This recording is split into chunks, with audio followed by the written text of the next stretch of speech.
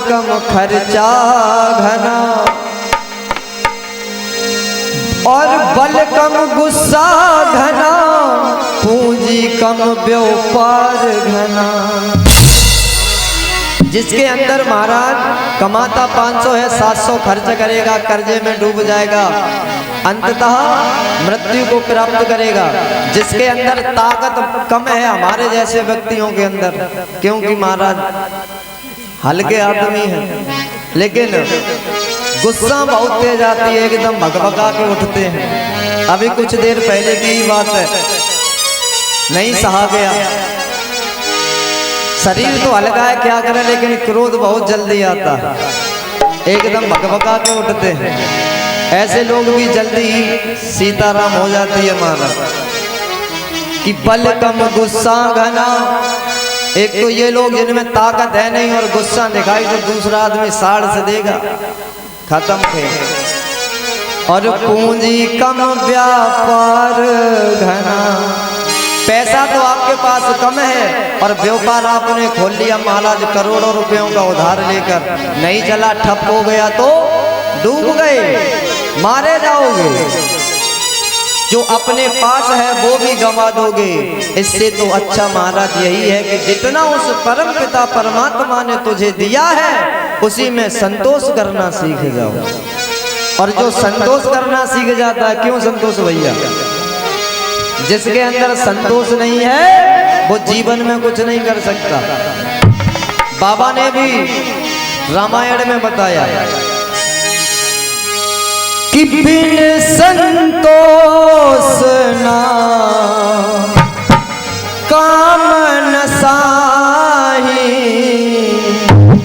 यदि हमारे अंदर संतोष नहीं है कि बिन संतोष ना काम न साही, और काम छुअत सुख सपने हुनाई, काम अछत सुख सपने हुनाई।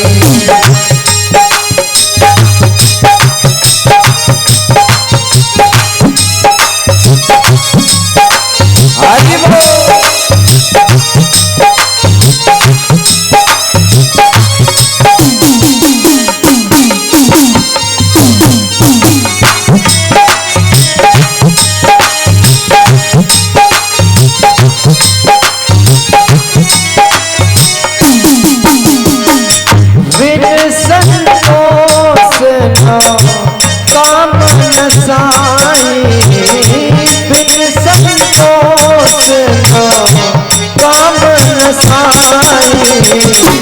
काम अछत सुख सपने हुनाई, काम अछत सुख सपने हुनाई, काम अछत सुख सपने हुनाई। कि बिन संतोष ना काम न साही। जब तक व्यक्ति के अंदर संतोष नहीं होगा तब तक उसे काम क्रोध महाराज सताते रहते हैं। यदि तुझे परमपिता परमात्मा ने जीवन यापन करने के लिए जितना दे दिया है उसी में संतोष करना सीख जाओ। और यदि संतोष करना सीख गए मेरे प्यारे तो उद्धार हो जाएगा। तेते पाए पसारिए जेते लंबी, समझदार हो उतने ही पैर पसारो जितने में ढक जाओ। क्या फायदा?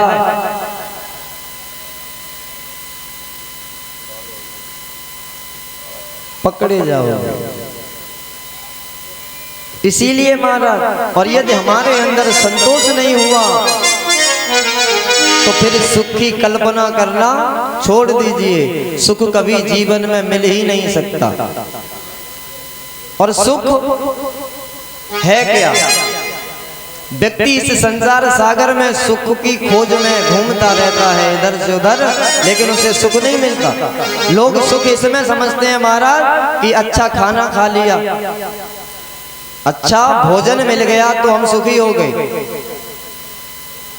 क्या अच्छा भोजन खाने को सुख कहते हो, या अच्छे डल्लम के गद्दे पर सोने को मखमली वस्त्रों में महाराज सुख समझते हो? बड़े बड़े गाड़ियों में घूमने को सुख समझते हो? सुख ये नहीं है तो क्या है? सुख तो केवल इस संसार सागर में उसे मिला है जिसने उस परम पिता परमात्मा का दरवाजा पकड़ लिया।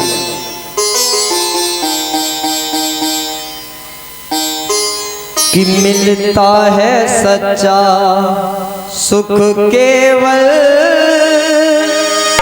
और भगवान तुम्हारे चरणों में। यदि सुख कहीं है तो भगवान के द्वार पर है, उनके चरणों में है, उनकी सेवा में है, उनकी भक्ति में है, उनके भजन में है, और किसी में नहीं है महाराज। भगवान की हमेशा भक्ति करो, भजन करो, सुखी रहोगे। और यदि संसारिक वस्तुओं में महाराज भ्रमण करते रहे, इन्हीं में रहोगे तो महाराज फिर जाना पड़ेगा और फिर आना पड़ेगा। ये जन्म मरण का चक्कर जारी बना रहेगा।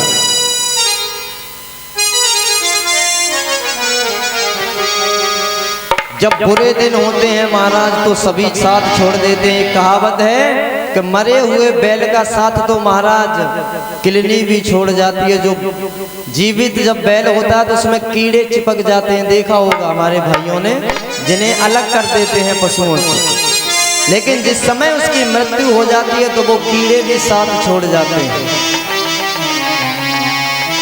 और ये मनुष्य में महाराज बहुत क्लेवर खोपड़ी का इंसान बनाया भगवान ने।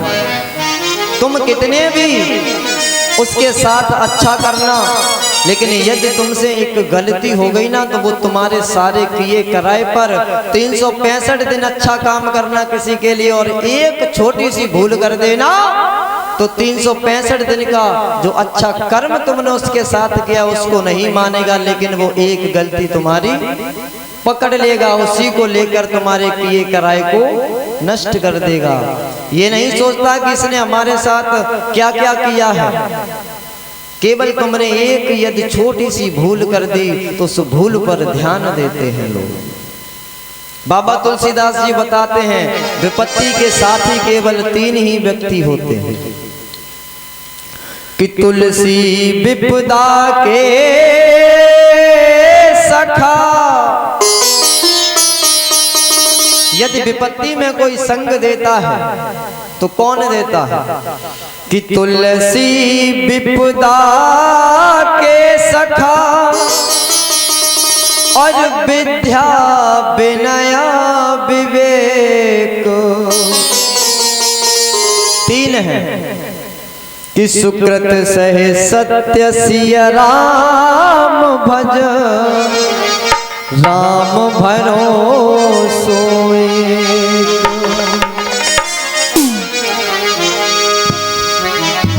यदि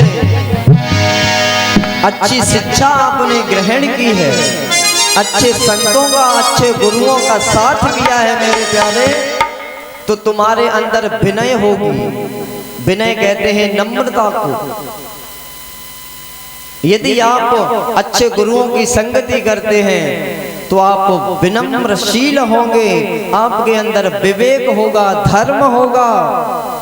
और जब ये चीजें आपके अंदर आ जाएंगी मेरे प्यारे, तो सुकृत सहे सत्य सिया राम भरोसो एक। फिर किसी का सहारा मत तकिए, वो मेरे राम जी, वो मेरे कृष्ण, मेरा ठाकुर, मेरा गोविंद तेरा उद्धार करने के लिए तत्पर सदैव खड़ा होता है।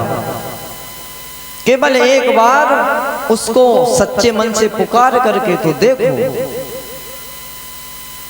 यही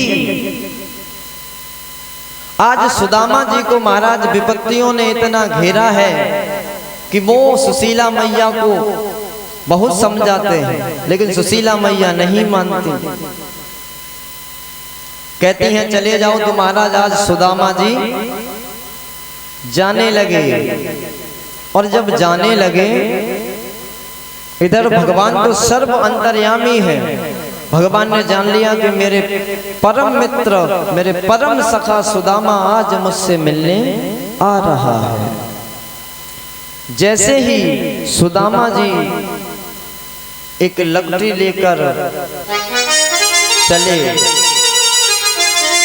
अपने नगर को पार किया, पैदल पैदल आज सुदामा जी जा रहे हैं।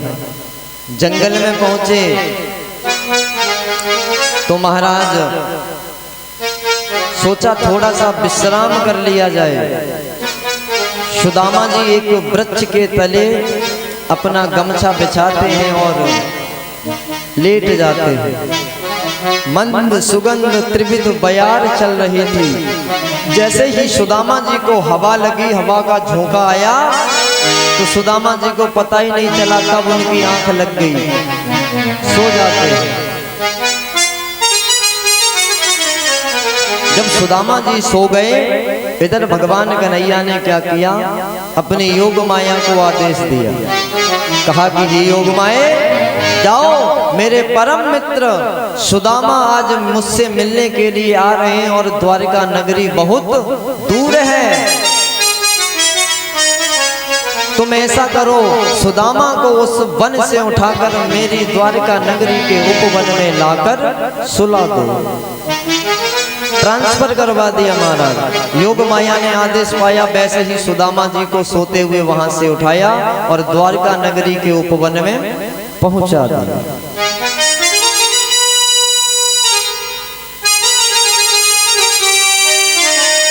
आज सुदामा जी महाराज निद्रा से जागते हैं और जब जागे, देखा कि चहल पहल हो रही है।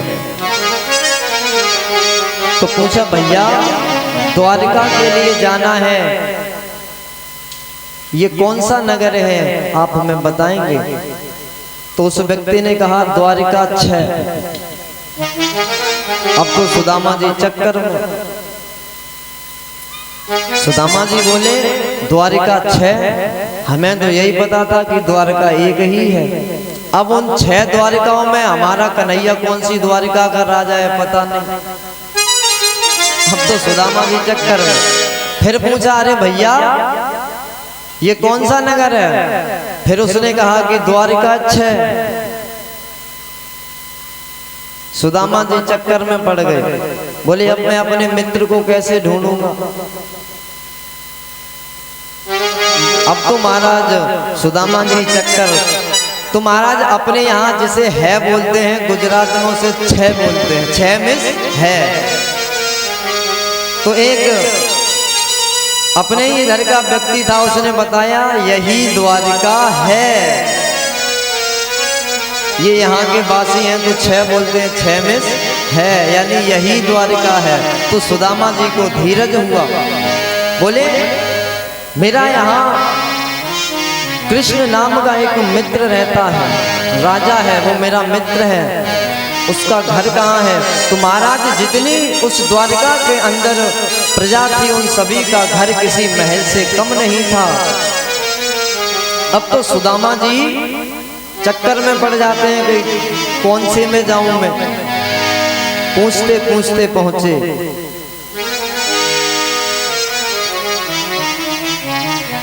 एक व्यक्ति ने कहा, रास्ता बतला दिया। तो सुदामा जी वहां पहुंचे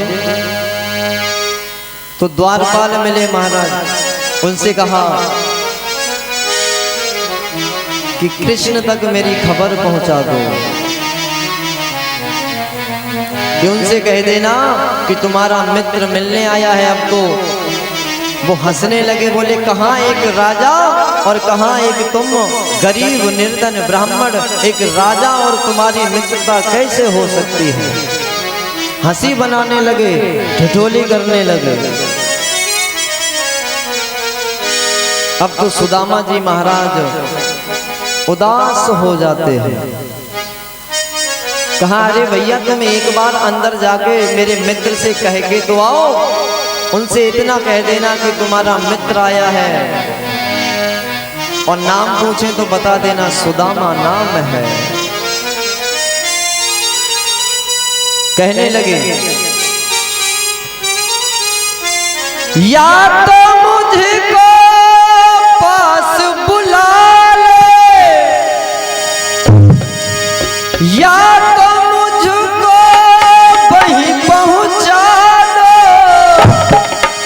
मैं तो ना मानूं किस दर पे, बुला लो बुला लो बुला लो बुला लो मेरे मोहन को तुम बुला लो, बुला लो बुला लो बुला लो बुला लो मेरे मोहन को तुम बुला लो, बुला लो बुला लो बुला लो बुला लो मेरे मोहन को तुम बुला लो।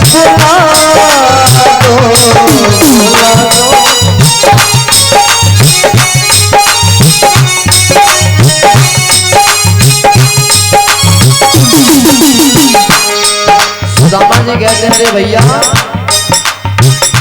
या तो मुझे वहीं पहुंचा दो या तो उसको यहीं पे बुला दो, मैं तो ना मानूं किस दर बुला दो बुला दो बुला दो बुला दो मेरे कान्हा को तुम बुला दो, बुला दो बुला दो बुला दो बुला दो मेरे मोहन को तुम बुला दो, बुला दो।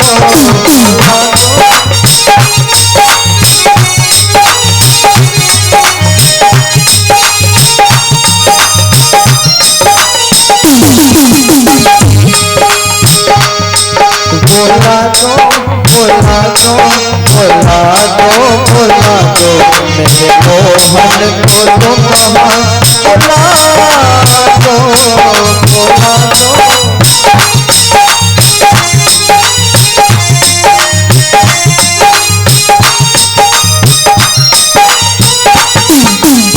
सुदामा जी बार बार उस द्वारपालों से कई बार कहते हैं कि भैया आप मेरी हंसी मत बनाओ, हमारी और मेरे उस कृष्ण की मित्रता बहुत प्रगाढ़ है, केवल तुम जाकर के बुला दीजिए, या तो मुझे ले जाओ या फिर उसे ही बुला लाओ,